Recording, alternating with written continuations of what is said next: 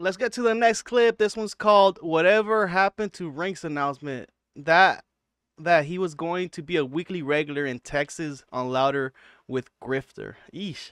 So this is Anthony Jeselnik on the Jeselnik Rosenthal Vanity Project podcast, talking about Steven Crowder and how much of a big of a loser he was in comedy. Let's watch this clip here.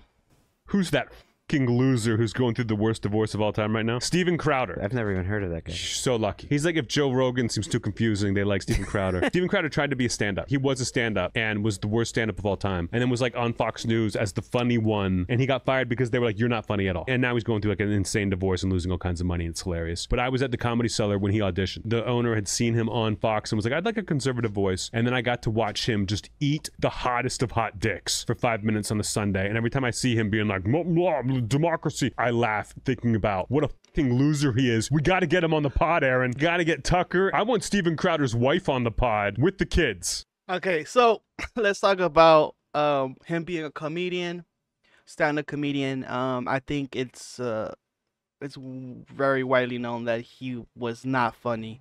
I mean, there was a time that he got shit on by Amy Schumer, of all people, for not being funny at all. He wants to be a star and hates everyone who took that risk and he didn't. He calls himself a comedian but doesn't perform. That's how the Schumer thing started. I would not let him call himself a comedian on my show, and Amy knew that. I hated him for saying he performs. What Gutfeld is alluding to here is an old episode from his show where Steven and Amy Schumer were both guests, and as you can probably imagine, having these two in a room together didn't go well. And you slip by the dirty comedian thing, but honestly, you call yourself a comedian, but you don't do it that much. Like, I go fishing a couple times a year, but I don't introduce myself on TV as a fisherman. After that day he got roasted by Amy Schumer, he just had a vendetta towards her. From that moment, Steven would make it a priority to slam Amy Schumer from the comfort of his own studio any chance he got, in a crusade that you cannot tell me wasn't a tiny bit personal. By the way, Amy Schumer, you're a fat role model. Taking pride in being a fat bag of potatoes. Who's that fucking loser who's going through the worst divorce of all time right now? Steven Crowder.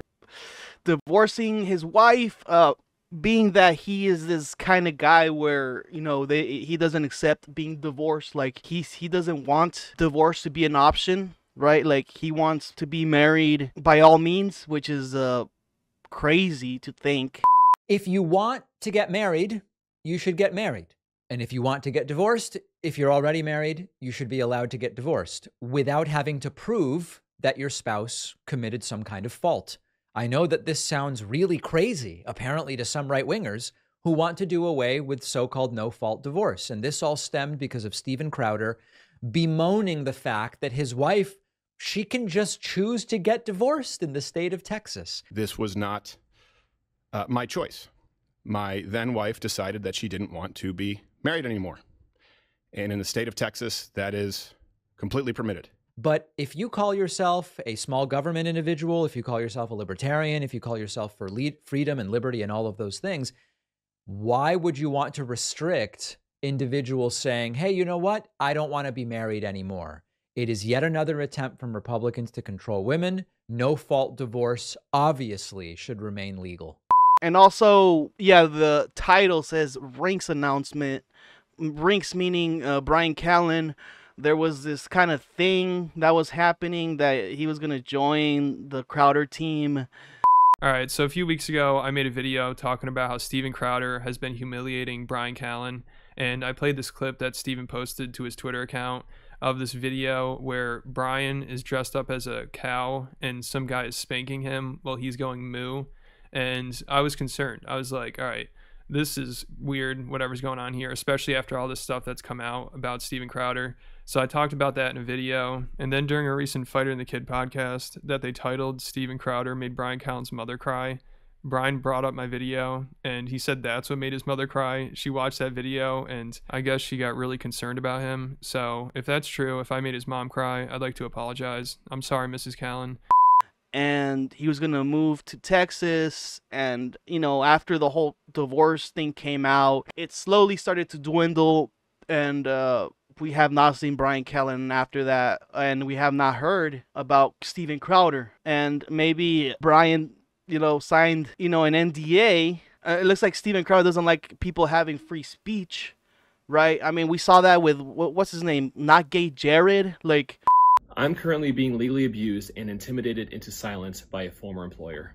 This has been going on for a while now, and it simply cannot live in darkness for another day. But I am asking for your help to fight back. I signed this separation agreement, an NDA, containing a strict and very broad non-disparagement clause many years ago.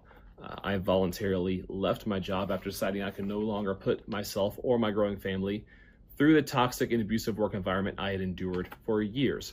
Even till today, like he can't talk about anything, and it was being pressed to not work certain places and not talk about him. And look, Steven Crowder is one of these guys that will preach it but doesn't practice it, right?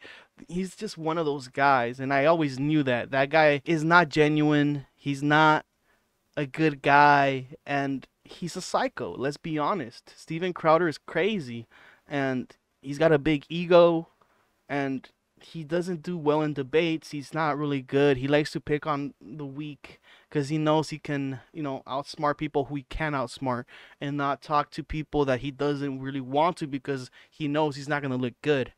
I'm very genuinely unsure what it is about Sam Seder that strikes so much fear into Steven Crowder, but by the time the H3 debate finally rolled around, Steven's worst nightmare finally came to fruition. And I do mean nightmare. Oh, there he is. Oh no, Sam Seder. What a fucking nightmare. Thank you, Steven. I had no idea this was going to happen. I thought Ethan was a stand-up guy. This is where we are. Yeah, I told Dave, remember I told you? I said I guarantee you he's gonna do anything he can to avoid the debate. That's all I gotta say about that. I mean, Anthony Jeselnik, props to him for talking about Steven and how much of a piece of shit he is. Let me know what you guys think about this, and I'll see you guys for another one.